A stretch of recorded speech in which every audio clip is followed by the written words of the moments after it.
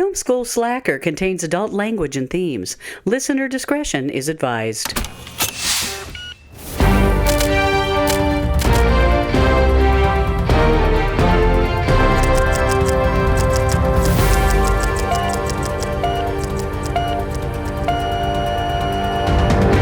Hello and welcome to Film School Slacker, the podcast where I go through my ever-growing watch list of films, and along with me is my friend Megan. Hey, that's me. Hey, Megan. Hi.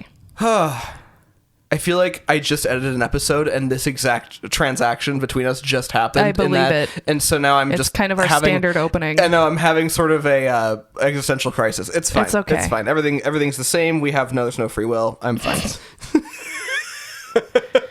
We're just all AI in God's computer. It's just, I don't know. we're an Whatever. algorithm. It's just... It's fine. What's the next probable outcome? Doesn't matter. I'm fine. So today... Yes. We're going to get back on the Coen brothers train. Yes, we are. Very with excited. Hail Caesar from 2016, rated PG-13, 1 hour 46 minutes long, starring Josh Brolin, George Clooney, Alden Ehrenreich, Ralph Fiennes, Scarlett Johansson, Tilda Swinton, Channing Tatum, Frances McDormand, Jonah Hill, and Veronica Osorio, among others. Holy crap, that's a great cast. Right? Directed by Ethan and Joel Coen, and also written by Ethan and Joel Coen. Yeah, it's... Wow. This movie is a ride through 50s Hollywood, and I think you're gonna really, really enjoy it because... That's just exciting. Coen Brothers camp all the way down. So my assumption here is that, because I know nothing other than the Coen brothers and the 50s Hollywood thing, is it like I'm just like, so my prediction is based on the name, it's probably some sort of hijinks happens around a production. Is the production called Hail Caesar? There's a production in the movie that is called Hail Caesar. I see. Okay. Excellent. I think you're gonna laugh a lot because it's like 1950s Hollywood and it's, communism comes up and it's like very Red Scare a little stuff. bit, but also like making fun of the Red Scare because it's I think you're really gonna love it. Okay. I enjoy it a lot. It's not one I usually go to when if I'm in a Coen Brothers mood. That's usually like, Oh Brother, Where Art Thou? Right. But it's a good one to just kind of, I don't know, have in your back pocket. And it's comparatively not that old. Like, I mean, Bro Brother, Where Art Thou? That was like early 2000s, right? It was 99. 99, yeah. So it's, So this one is, less than 10 years old. Just barely. Barely. Less than, 2016. Oh, God. It's fine. I'm fine. Yeah. Yeah. All right. Well, gosh, I don't have anything else that I have to say about it. Awesome. I just kind of want to go see it, especially with that cast. I know. Like Thanos and Black Widow. He Must Not Be Named. What else? Or I should say Monsieur Gustave H. Monsieur Gustave H. Yeah, that's, I don't know, Tilda Swinton she's a character of herself. Yes. Yeah. Child Services. Oh my God. So good. In reference to what's it called? Our last Moonrise Kingdom. Yeah. Oh, that was Wes Anderson. Yeah. Oh my God. Yeah. Anyway. Should we roll the tape? Yeah, let's roll the tape. All right.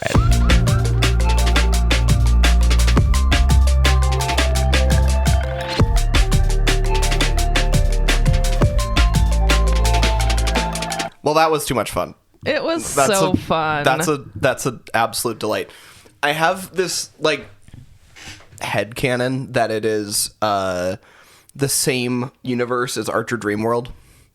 Oh, that's cool. It just you know what I mean? It's the same vibe. It is. It's very much the same vibe of corrupt cops and it's the same, the like, studio system. Yeah, beyond the aesthetic, which is the same. Yeah, it's also just that is the these characters are just zany enough that other than the fact that Arch would have used a lot more profanity, profane language to describe situations, but ultimately, like, it's the same. It's so good. Yeah. And I love that all of the different, plot points that we follow. Yes. are based on real things. Right. Like the Red Scare. Right. In Hollywood in the 1950s, a lot of writers were specifically targeted. Yeah. You know, the popular star who gets pregnant out of wedlock. Yep. And then, you know, ends up marrying some random schmo. I love that so much. You know, the kind of like PR control that the studios had over your life. Like we see that with Hobie and Carlotta. Yep. You know, them putting, and that even still happens today. 100%. Like the studio or the label exec or whoever. Management company. Yeah. Decides that you should be with this person because it would do good for your numbers and whatever. Right. 100%. And I think it would make sense, you know, being hooked up with people who have a very similar experience to you. You know, like it'd be hard to be, especially in that era of Hollywood. It was such a weird microcosm of itself. And that has sort of like that whole vibe has trickled out into the world, you know, at this point from that. It's very, very interesting. And I think that it both served as a farce and also sort of a love letter. Like it kind of it definitely showed, but not like an up your ass love letter, like La La Land. Right. Yeah, exactly. Which I've only watched half of, or like the first third of. I watched the whole thing, and like the end, she has this whole like fantasy of what their life would have been like if they had stayed together, and I'm like, that's just what it should be. Right. Anyway, I digress. I've only seen it that one time, and the white guy trying to save jazz, like just shut up, Ryan Gosling. Yeah, it was. Whew. Anyway. Yeah. This felt like a much more the absurd, because I think that when you want to turn media back on the industry, absurdism is the best way to tackle it. You know, I think that's one of the reasons I love 30 Rock so much is it's the only way to portray the industry realistically is for it to be absurdist. Absolutely insane. Yeah, because it kind of is. Oh yeah. Show business is fucking weird, ridiculous. Yeah. And I was gonna say something. Well, like you see that in the first Bert Gurney scene. Bert Gurney, which is so just much. A perfect. It's just 1950s movie star name, right? And also sounds like Bert and Ernie, which is really funny. Bert Gurney. Yeah, it's just good. You see him make that leap from the table to the like absurd to the little ladder on the bar wall. Which why is there a ladder on the bar wall? Whatever. Right. You see him make that leap, and then you see him make the same leap onto the communist submarine. Submarine, yes. The absurdity of the whole thing, and it makes you wonder, like, how much of this movie is through the perspective of the people there. Right. You know, like, it's like, are people feeling like the absurd, like, is the absurdity through the lens? It's like, you know what I mean? Like, it's like the lens of Hollywood itself is sort of distorting the reality of the things you're seeing. Like, I don't know. It's so fun. Like, I love stuff like that. But with that being said, should we get in some notes? Yeah, let's do it. All right. Jesus, literally. Open with Jesus. Open the church. Open with the crucifix right behind. Thanos. Yeah, Josh Brolin. You know, it was kind of fun to see Josh Brolin have like a role that was more than that's not like a MCU superhero based. or MCU, because he was in what's it called? Yeah, he was in Deadpool 2. Yep. As another kind of super anti-hero. Right. You know, person with Cable. Yeah. Yeah, he was Cable, and then he was Thanos, and yep. Yeah.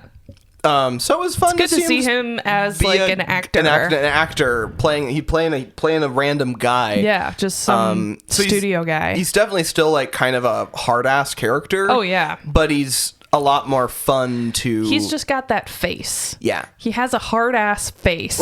Right. He seems like he would be a fixer. Like that's the kind of energy you get. He would be someone you take really seriously. Right. Just because of his face. Agreed. Like he's not gonna fuck around. He's gonna slap you across the face twice. Yes. And you're gonna do what he says because he's not fucking around. Yeah, that's so funny. Just I don't know. His energy was. It was just fun to watch him. Yeah. Just do that additional range and how he talks to every character a little bit differently. Yeah. To kind of handle what they need to move the whole situation on. It's just very, very, very interesting. Anyway, and then Go for Everett the first time which is not accurate, but that's fine. It's George Clooney, and I don't know. That's just how I see George Clooney now. Let's see. The Legion of Catholic Decency. Some of these lines, like they got this whole group in there. So funny. The religious groups. There was a Orthodox guy. There was a pastor, a priest, Catholic priest, and a rabbi. Just an amazing decision. Like this panel of 4 guys who read the script for this, big Jesus themed movie. Right. And none of them had anything to say about like the depiction of Jesus Christ. They were like, I think this chariot scene is unrealistic. So good. Okay, but that's not what we wanted you to comment on. Even the rabbi who was complaining about it, like the movie itself, he's like, nah, it's all right. Yeah, he's like, no complaints. No complaints.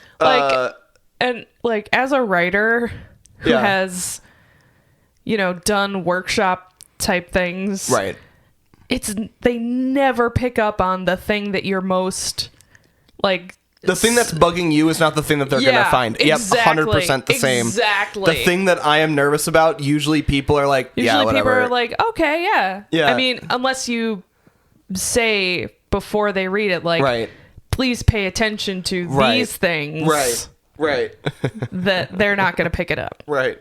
So funny. Of course, Mr. Skank, I agree. This is Mr. Skank is such a funny name. The naming conventions were actually fire in this. It was so good. I mean, very, very Coen brothers. Coen brothers, and also 50s, and it's just, it's good. Thora and Thessaly. Fanning, I don't know what their last, I can't remember. I don't remember either. So good. Those every set made me want to go there. Oh yeah. Like I just wanted to stand in every single set because they were all so fun to see.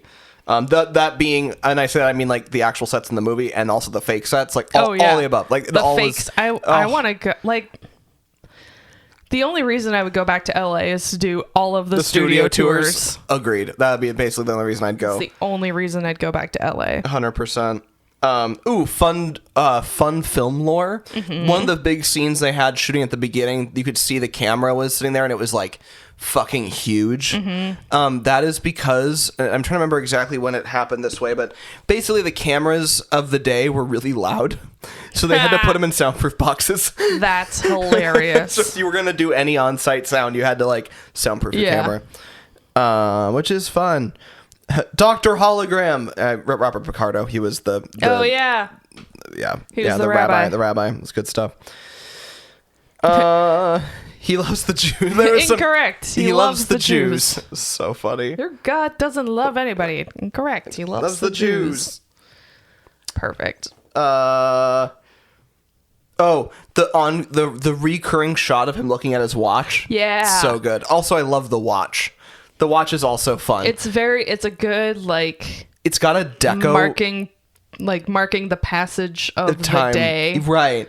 And I also just love the watch itself. Yeah, it's got a 1950s dark deco LA look to it. Oh, so good.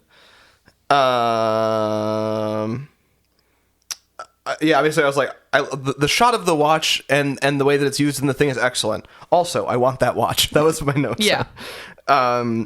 It was so fun to see ScarJo in another non-Marvel outing. Yeah. She's always fun to just see in a role, like, because she's... my problem is I was kind of introduced to her through MCU. Like, I know she had a career before the MCU, but that's kind of her big touchstone. Right. Like, what everyone knows her from is Black Widow and Natasha Romanoff. Right.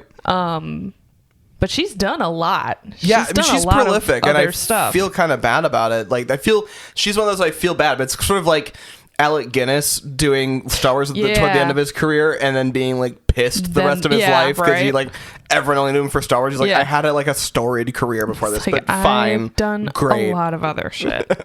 I think ScarJo is fine with being Black Widow, though. She made a lot more money than Guinness did. Yeah, she did. That's very true. I think she'll be. I'm less worried about how she's doing. I think she'll be fine. I think she'll be all right. I'm speculating that she's not going to be mad. That she is A-okay. Right. that ScarJo come on our podcast. ScarJo come on our podcast. Like, she is fine. She's doing good. She still makes more money than her husband, who is on SNL. Right, every single night. week. Right. Everyone. Yeah. God, can you imagine? No. I just every story I hear about people who are on SNL it's got to be. I'm a little worried about the people on SNL. I know we all should be. Like, my God, it's crazy. You know, if you're not like the celebrity guest of the week, like, I'm a little worried concerned about you. like your well-being. Yeah. Because of how fast-paced and all of the previous, generations feel about the new generation doing... Well, and the previous generation's issues, like, a lot of them have, substance abuse disorders and died young.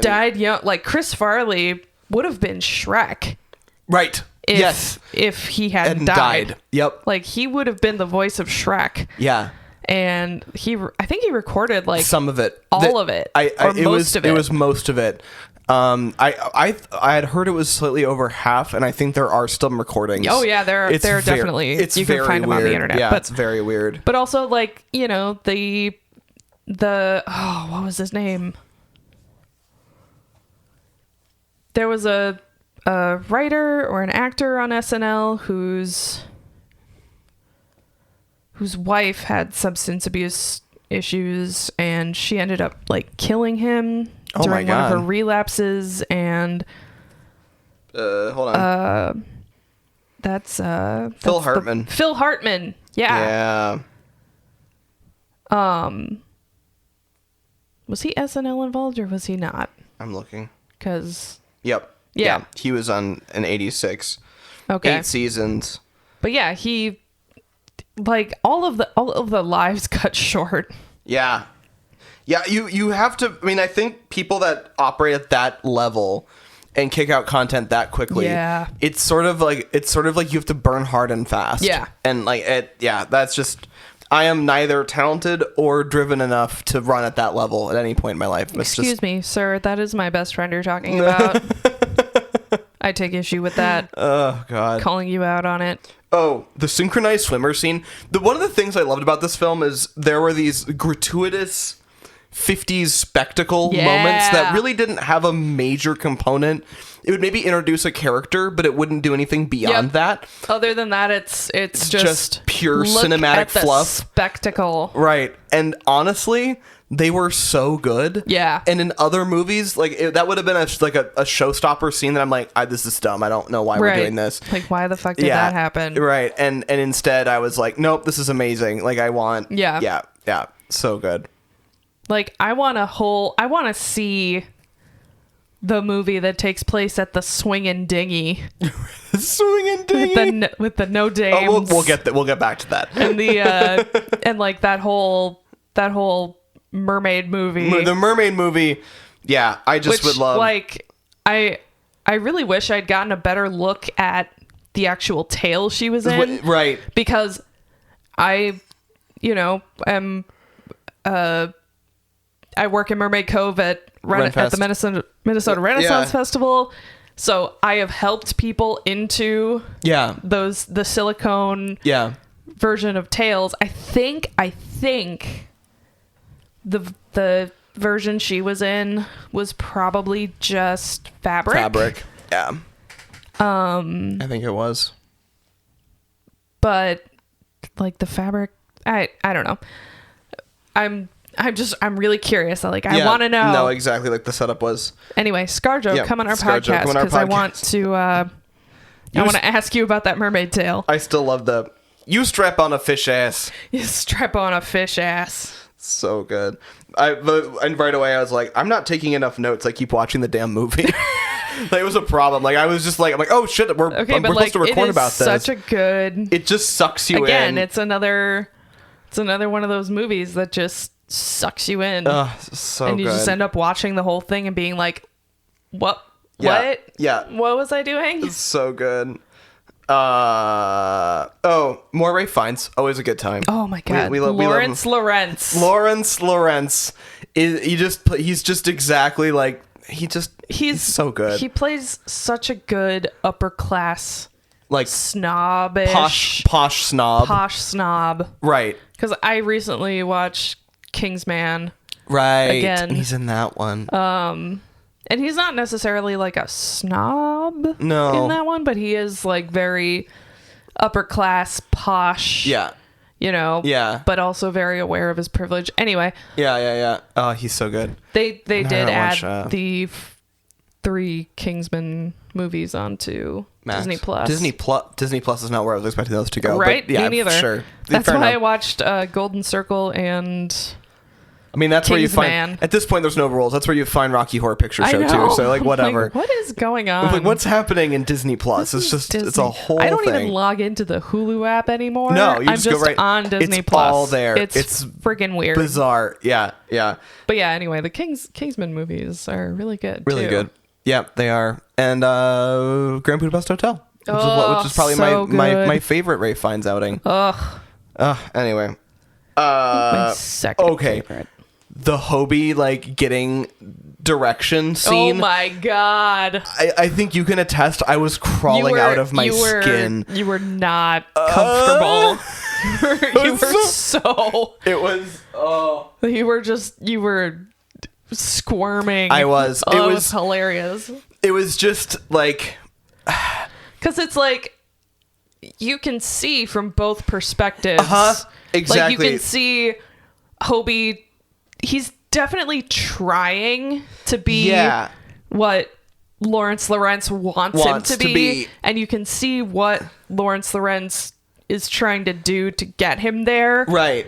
And it's falling in the middle. There's just they just keep scraping against each other like the Titanic and an iceberg. It's so crazy. Uncomfortable. It's the growing pains of it all. Because Hobie, he's this youngish guy. Right. Who's done all westerns. He's not really an actor. He just seems more like an action star, right? Who can sing, right? And then they decide, the head of the studio decides, okay, we're gonna put him in this, upper society drama, right? For no apparent reason other than we want to boost this kid's image, right? They're looking at it from a money studio perspective and not thinking about it from what that person is gonna do, actually capable of doing. So funny. Which I think Hobie eventually gets there. I agree. I think he actually, maybe the studio pays for acting classes. Right. Yeah. I mean, he's probably the most genuine character there. Oh yeah, and we'll get to it. But him and Carlotta are just the sweetest fucking thing. Absolutely. I'm dying. That was one of them. Rodeo Clown is my drag name. Rodeo Clown. Since that seems to be a thing we do on this podcast. It's just, there it is. I'm going to stick with Debauchery. Debauchery. I know. I can't you can't think let of that anything one go. best. No, it's super anything good. better. He got himself clooned. He got clooned. Clooney got clooned. Clooney got clooned. This restaurant makes me want to go to the Rainforest Cafe. because of the Chinese restaurant. It has the personal aquariums at each booth, which is something that I really want. Super private booth that has the bead curtains and I want to go to there. Would be so fun. And again, it was such a rich set, like a great environment. Kidnapped by communists. Oh no. Tilda. That's my only note. I mean, Tilda. Do you need more than that? Yeah, it's a name 20 million readers trust. Well, the first one says 19, and then the second one says 20. Oh, you get that entire sisterly relationship from like 5 minutes. Right. Of film. And they didn't even they made no attempt to try to show them at the same time, which I loved. It was just Tilda Swinton in 2 different outfits. Yeah. It's just so good. Tilda Swinton running backstage, doing a quick costume change. Changing, coming back on screen. It's so good. I mean, I'm sure it was more than that, but... No, that was it. It had to be the whole thing. I meant like maybe 2 different shooting days, but whatever. Yeah. It was very... It was a little theatrical that way. Right. Exactly. You got good extras and bad extras. Yep. Very sketchy. Gay sailor song. That's all. It's on all caps.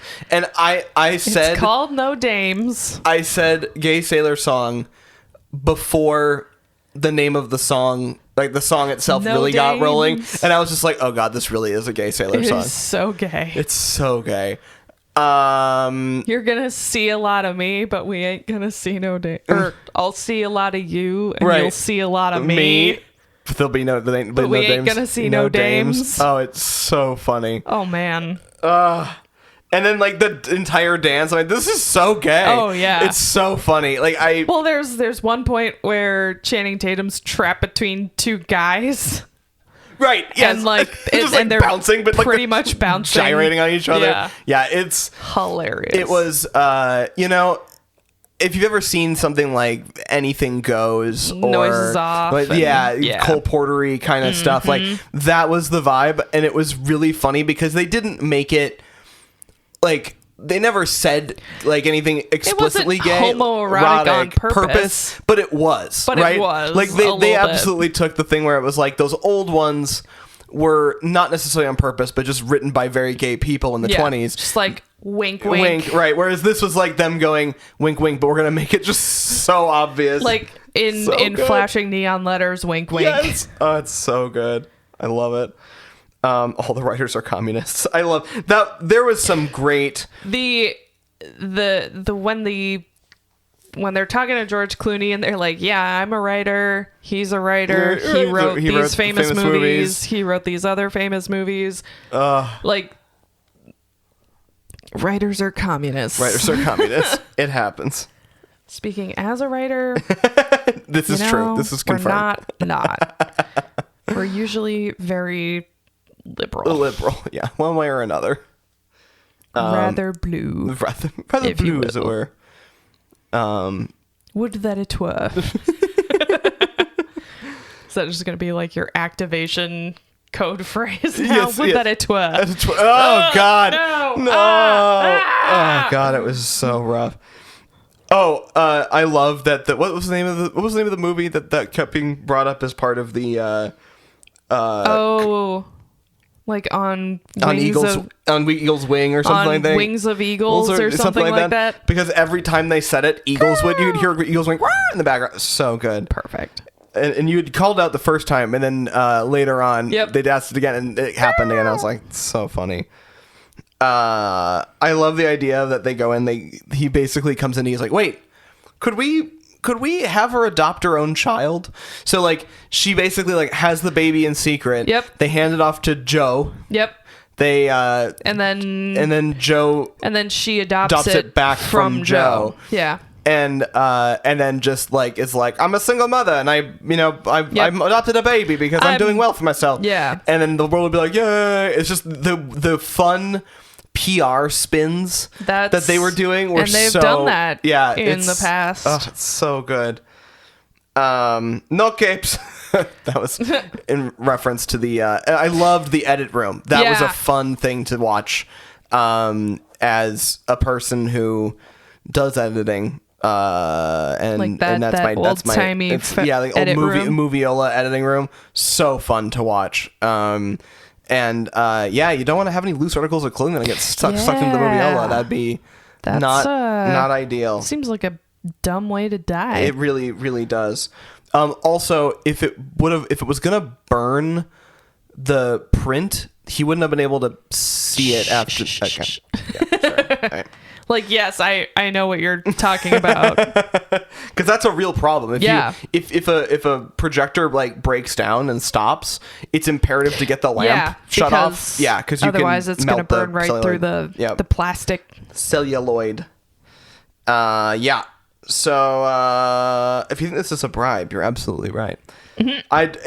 I do enjoy that it's, what was it, Lockheed? Yeah, Lockheed is trying to lure him away, and like, you can tell that he's just like, like, but I prefer weird, crazy people. Yeah, right. Like, that's the fun part. And like, I very much relate to that. Yeah. Because corporate America is not the people are not interesting. No. And like, I feel like Lockheed, like, they'd have people, like, they'd have so much power and whatever. Then they'd also have, like, they'd just be drones. Right. And he likes dealing with the insanity, the weird creative types rather than the weird engineer types. Right. Like, he's already found his way to be the fixer of the stars of such a weird insular industry. Like, it was fun to watch him like struggle with the fact that he actually liked these people. Yeah. Like, in the end, like, he liked the insanity of these people, and he had to like come to terms with that, which I thought was fun. Also, if the weird idea in your head that you should stay somewhere is actually God, he did a good job with that in that case, because you would not want to go work for Lockheed. Like, that would definitely be a morally bad decision. Allison Pill's back. We love her. I like the little glance we get at his family.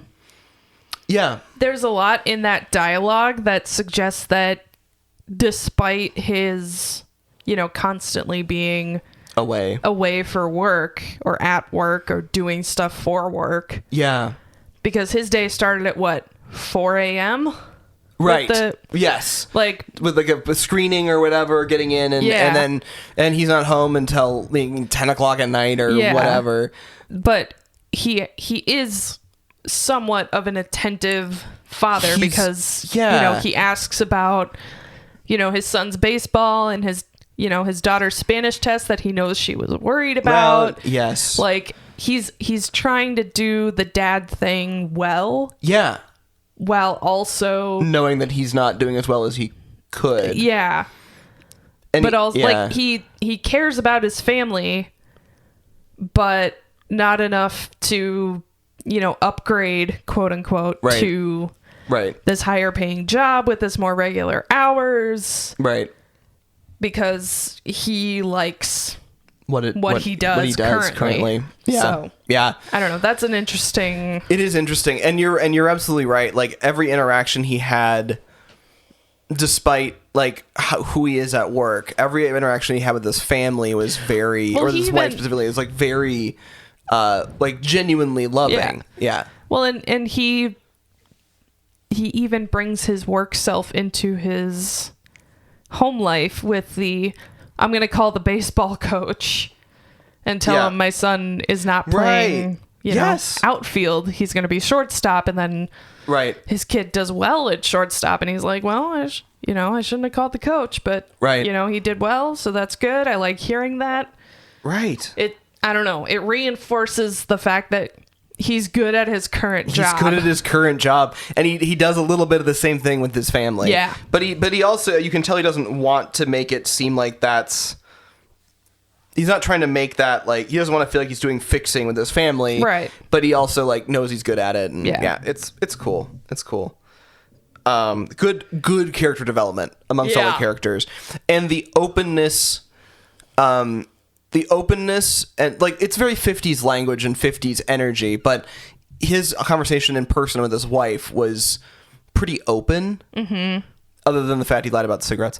You know. But I can't fault him for that. And then he goes to the confession, and that's his confession. Right. Like, I lied to my wife about smoking cigarettes. He genuinely seems like he has his heart in the right place when it comes to the people around him that he cares about. Except for the cigarettes. He wants those cigarettes. His wife thinks they're bad for him. Yeah, and he does slap people from time to time at work. He does slap people of both genders. Yeah, well, at least he's an equal opportunity offender. And I don't know what else to say about that. And I also loved. I didn't write this in my notes, but I loved our introduction to him, where he's doing his job and doing it well. Yeah. Right away at the beginning, so you get a sense of what his deal is, and like it's an open and closed bit to see what he does. Quote unquote, saving this young actress from humiliating photos getting out. Right. Because she's been, I don't know, lured to take there. those photos by this creepy dude. Right. But he knows about it, and I don't know. We don't know how we get there, but we know that he takes care of it right away. And gets her out from them. Yeah. And then bribes the cops, of course. I mean, it's the LA cops.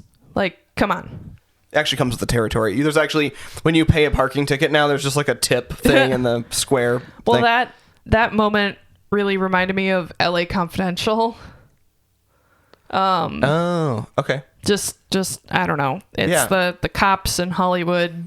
Yeah. And the toxic relationship that is. Sure. And has always been. So. Yeah. Interesting. I should probably see that a little bit, because I haven't, or maybe not. You didn't watch it in Billings class? It was the one with Guy Pearce and Kevin Spacey, and isn't that The Usual Suspects? Well, that's the other one. With the same people? Guy Pearce isn't in Is he not the Usual Suspects? Okay, so I'm thinking of a Guy Pearce movie and a Kevin Spacey movie, and I think the Guy Pearce one was Memento. Yep. And then the Kevin Spacey one was The Usual Suspects. I can't place LA Confidential in my brain. LA Confidential had Kim Basinger, the like long blonde hair, looks like a movie star, but she's not. She's a prostitute, sex worker. Really? I don't remember this at all. Huh. Yeah. Weird. It's possible that either we didn't watch it, or maybe I was just like out that day. Maybe. It's a long ass movie. It's like two hours long. Maybe. But I don't know. Huh. Maybe. I know we watched it in Billings class. Interesting. So okay. I don't know how. Yeah. Interesting. But yeah. Well, it's a good one. We should watch it. Yeah, and maybe I'll remember. But I don't remember it at all. So I don't know. All right, there you go. I loved throughout the whole movie, George Clooney is wearing the same fucking outfit. We never see him in normal clothes. He's just wearing this Roman general's outfit the whole damn time. I feel like they did this to him on purpose because he made them make the movie. I love that. It's so he funny. Announced in a press conference that that Hail Caesar, that he knew the Coen brothers were only noodling with. They hadn't written anything for it. Right. He knew that was a thing. And then he announced that it was his next project in a press conference. Then the Coen brothers had so much pressure put on them that they had to write and direct this whole fucking movie. That is such BFF fucking with you behavior. Yeah, on a scale that is unprecedented. Exactly. Oh man, it is so good. That is if we ever get to that point. That would be fucking hilarious. Honestly, I could just do that now. I don't have any press conference to do, but no. I'll just announce something, and then you'll be like, "Oh fuck. Do I actually make this thing?" Yeah. So. I'm bonded, miss. I'm bonded, miss. Ma'am, I'm bonded. Ma'am, I'm bonded. Ma'am, I'm bonded. That's the Joe character talking to. Oh god. And you're reliable, because she says something in the previous scene with her that she's like, I just want to find a reliable guy. Right. Right. Oh, that's right. She's been with the Hollywood types, and she's sick over of them. it. Right. She's she too just practical wants someone for that. reliable. Right. And he is Mr. Reliable. Yeah. Because he is theoretically the most reliable man. Yeah. He is the studio's person when they need a person. Right. And he's apparently done well. So Right. he gets the girl. Right. He gets the dame. Good for him. Not going to see him. There'll be no dames. No dames. No dames. No dames. Channing Tatum is back. Which I actually like Channing Tatum as an actor way more than I used to. I haven't seen any of the stuff he's famous for. But the couple of moments that he's been in something, I've always been like, oh, well, he seems like an okay actor. Like, he doesn't seem like, you'd expect him to be bad.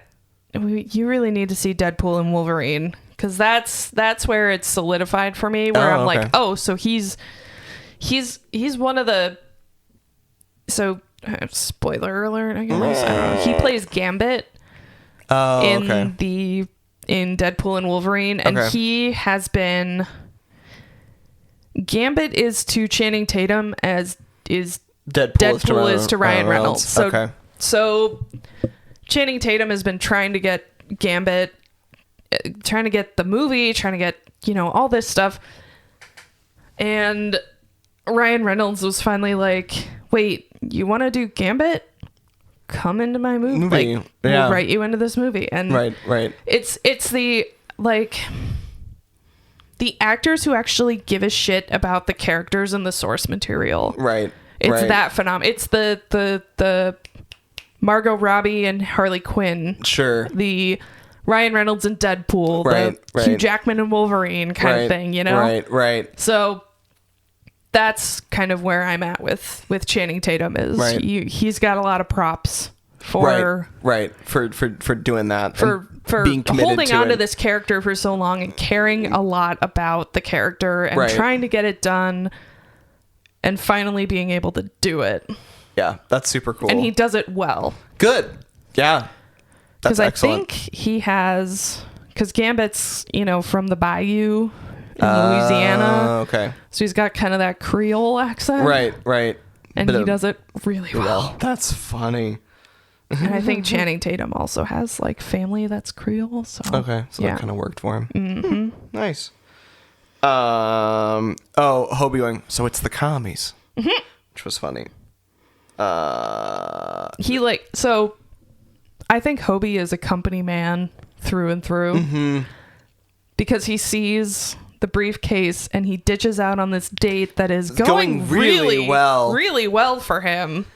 And he's charmed her pants off. Right. Quite literally. And she's gorgeous. Right. And if he made a move, she would definitely be down for it. Right. But he leaves that to go chase down his boss's briefcase. Right. Oh man. In the middle of the night into, the depths of Malibu. It is interesting that that he told him about that whole scenario. I found that kind of interesting that he just shared that whole story to Hobie. That Baird was missing? Yeah. I just found that to be an interesting judgment call. I think that's more testament to Hobie being the company man. Right. And he could tell. He's because Hobie didn't kick up a fuss when they took him off his Western and put him into a thing that he's never done before. Right. He's just trying to make it work. Yeah. Yeah. No, you're right. That makes sense. It is funny. Hobie realizes how lucky he's been and doesn't want to fuck up his future at Capitol Films or Capitol Studios or whatever it is. Yeah. Do we know what they're trying to emulate there for Capitol? I'm trying to think. No. I don't. It's probably just a mix of all of them. Probably. It had MGM energy to me. Yeah.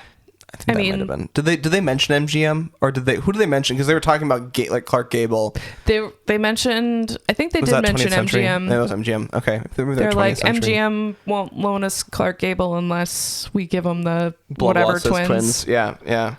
And did we assume that all the producers are in New York then? Was that sort of the understanding? I think the studio heads are in New York. And Eddie is their guy on the ground, right? Because he's a producer, right, and a fixer. Interesting. Das Kapital. That was funny. The capital with a K. The K. It's so funny. Just such an idiot. He's just a vapid idiot. It's so funny. Just a complete dumbass. Like full cronk. Full cronk. Oh yeah. It's so good. It was just doesn't he kind of gets it, but he doesn't really get it. Yeah, he doesn't understand the full ramifications. But they're also like, okay, he kind of gets it. Let's put him on our register just in case. Just in case. Oh, it's so good. Come on. So he beats him up, and he's just like, go out there and be a star. Yeah. It's so funny. Oh, and then not the Pope. Sorry. Pope talk has been happening lately, so I keep saying Pope. The priest is just like, yes, my son. Just like, you come here too often. Yeah. Like 27 hours ago, that's just too soon. Yeah, that's You're too here soon. Too much, Eddie. Too much, Eddie. Go home. I don't want to hear it. You smoked some cigarettes and you lied to your wife about it. God. I forgive you. And maybe that's the true thing that's funny about Eddie, because it really is true. Like, it's a real character study. Yeah. In the world of Coen Brothers movies, I actually think that it might be the most character study of all of them. Yeah. Because a lot of them are like, oh brother, where art thou? Like, it's kind of a character study, but it's just because they're interesting characters. Yeah. Not because they have this like massive development. Right. Whereas this one, I feel like there is a little more of that. There's like more stuff happening. I don't know. But anyway, I adored it. It was really fun. It's one I plan to watch again. Like I said, it's a good one to keep in your back pocket for whenever you're bored and just want to a fun character study type thing. Or it was just really like there, like from and it was Roger Deakins does the cinematographer, so really well respected cinematographer. So and then the sets were really good. Between those two things, like, it made this like very like unctuous, I want to be there kind of energy. I absolutely fucking adored it. It was so fun. I guess I need more Coen Brothers. I think that there's still a couple I haven't seen. Oh, there's a bunch. Yeah. There's a ton. Because I know there's some that I think I might have seen at some point, but it was so long ago, and I don't know that it's useful. I think Burn After Reading. I have not seen that. That one's a little weird. Okay. But I also feel like they're all a little weird. Has one of the best ending lines of any movie ever. Okay. Not to be confused with Some Like It Hot's, well, nobody's perfect. Nobody's perfect. Oh man, it's been a long time since I've seen that. That's a good movie. I mean, yeah, within the scope of its timing, and anyway, there's some boxes you have to set around that statement. But yes, I think it, for the time especially, I think that it was quite something. Should we rate it? I think so. Production design 5. All right. Oh, because it was just kind of like technically perfect, you know. No complaints from me. So story, I always struggle with these with like super auteur stuff, because it doesn't mean that how do we want to define that? Because the story wasn't the story is centered around Eddie, but it's also kind of centered around Baird, George Clooney's character. Right. But it's also not centered around George. It's centered around Eddie. Right. And he's definitely the main one. But he is not, but I did find it unique that we weren't exclusively following him. Which was cool. Like, I think that it had a neat especially at first, I'm like, why are we jumping between all these people and why do I care? Right. And it did a good job of moving, of bouncing around until these timelines started to converge. So from a story structure perspective, especially for a film, I'd say it's like a 4.5. I think a 4.5 is safe. When we say story, do we also want to like say the script, like dialogue and also, too? Yeah, like because the dialogue, like character development, and that kind of thing. Because, like we mentioned, we get a lot of character development, right? In not a lot of time, right, which is impressive. Yeah, and it's not a super long movie, right? But it packs a punch, which is kind of a Coen Brothers classic. Yeah, because like Oh Brother Where Art Thou was the same way. I don't think it was that long. It was like an hour and 40 minutes. It was a similar kind of runtime, and it was like, wow, a lot happened in that really short period of time. I think a 4.5 is pretty reasonable. Cool. Let's see.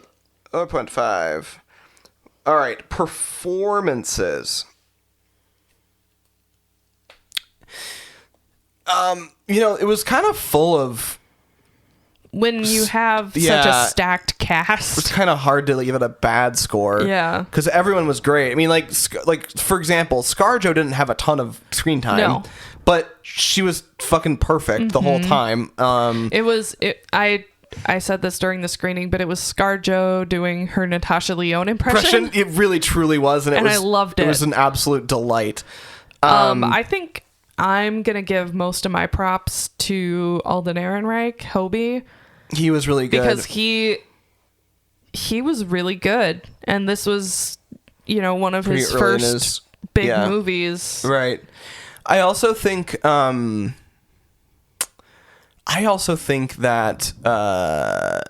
Josh Brolin, he really carried the movie to me, and I think that he really did a good job of finding a balance between aggressiveness and softness. Yeah. And I really did get the sense that every single person he talked to during the course of the movie, he had a different interaction with all. It was really interesting. He never seemed malicious in his intent. Right. Which, when you're thinking about a Hollywood fixer whose ultimate goal is to do what's best for the studio with very few restrictions. He seems to be trying to do what's best for the studio, but also in a compassionate way.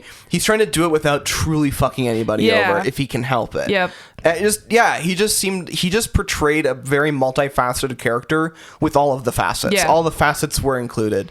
And I just want to, and also I hadn't seen Josh Brolin in a lot except for freaking Deadpool and Thanos. So it was nice to see him as an actual human being and with a lot more dimension. Yeah. And it was great.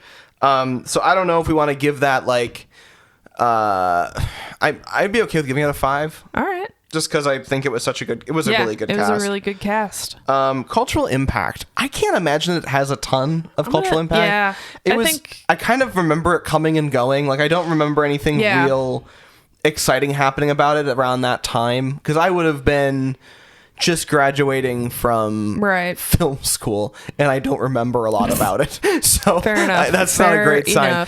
I think people liked it. I just don't remember. It's got a 6.3 on IMDb. Okay. I think people were kind of divided on it, which I think is pretty common for a Coen Brothers movie. Right. I think the exception being "Oh Brother, Where Art Thou," which is just a banger, which a certified banger. Fucking loves because it's so fucking good. Yeah. I'd be willing to give this a 3.5 because it's pretty neutral. Yeah, I don't think it didn't hurt anything, but it also wasn't, it wasn't technically or narratively it wasn't it wasn't groundbreaking. Yeah, it wasn't groundbreaking, but it was still really it's a good all-rounder. It's good all around, but that's because it's a Coen Brothers movie. No, you know 100%. what I mean? Yeah. It's like when people were angry that Disney bought out Lucasfilm, everyone was pointing out okay, but Disney doesn't make absolute shit movies. Right. They make good shit. Right. Like, that's the reason they have the money to buy this whole fucking studio and the rights to all this Star Wars stuff. Right. So it's a Coen Brothers movie. They don't make shit. They don't make movies. Crap movies. Exactly. They make good, entertaining, really technically cool movies. It was definitely not hashing anything in their canon. It was definitely not a strong listing in their canon, like of their stuff. But as a movie, to me, it still punches high because it's a good movie. I gave it a 3.5. Yeah, I'd say that's fair. Which hilariously puts us... Is that going to put it in the 4.2 cloud? 4.5 cloud. Oh. Yeah, so it is up with Dogma, The Addams Family, Gladiator, Hail Caesar, and... Yep. Nice. Yeah. I think it's funny that Gladiator and Hail Caesar are the same number. I did also see that. That is really funny. And then right above that, at 4.6, is X2 and Addams Family Values. Goddamn. Yeah. So that gives you an idea of I love our ratings. Our ratings are ridiculous, and I love them. It's going to be interesting when we start getting into some really bad ones. Oh, yeah. Or ones where you and I have very differing opinions. That'll be kind of interesting, because we've been like pretty aligned on a lot of stuff. Yeah. It'll be exciting to find some really doozies, so we can finally have some low stuff on our list. Because I think as of right now, our lowest one is... you know what our lowest one is? It's one we did recently. X-Men 3. Yeah. And then right above that is Pulp Fiction. Which is at the same level... I wasn't there for, but you know what? Which is at the same level as Hot Tub Time Machine. So, yeah. Well, so I don't know if you listened to that whole episode. I did. But at the very end, you were like, "Oh hell no, we can't put this at the bottom. Like, I will be killed. Yeah. We'll be skinned alive." Fair. I did listen to that. I loved your coverage with Mike. Oh God, it was quite an episode, that's for sure. I really want like a film the people who write the lists of top 100 movies AFIs, you have to see. Whatever. Yeah. Right. I really want them to look at our list and be like, what the fuck is wrong with these people? Why is Pulp Fiction towards the bottom? It's like, look, I didn't like it. Hold on. I didn't like it. First of all, let me give you an hour and a half as to reasoning why. Listen to our episodes. Oh, thank God. Speaking of that, I'm very excited coming up in the next couple months. We have some bangers coming up. We've got some guests coming up. Incredible guests coming our way. That I think are really exciting. And yeah, I don't know. I'm happy about this goofy little project doing what it's done, because it's been very, very fun. Yes. And we're up to episode 32 already, which is... Hey, that's how old I am. Nice. That's how many years old I am. One movie a year for you. If only. Alrighty. Yeah. Well, with that being said, friends, thank you so much for listening to Film School Slacker. I'm Ian. I am Megan. And we will see you next time. See ya. Thank you for listening to Film School Slacker. Our graphic design is by Mitch Ransdell. Music by Ariel Shalom and Ziv Moran. Voiceover audio provided by Mike D and Janet Paoni. Learn more at filmschoolslacker.com.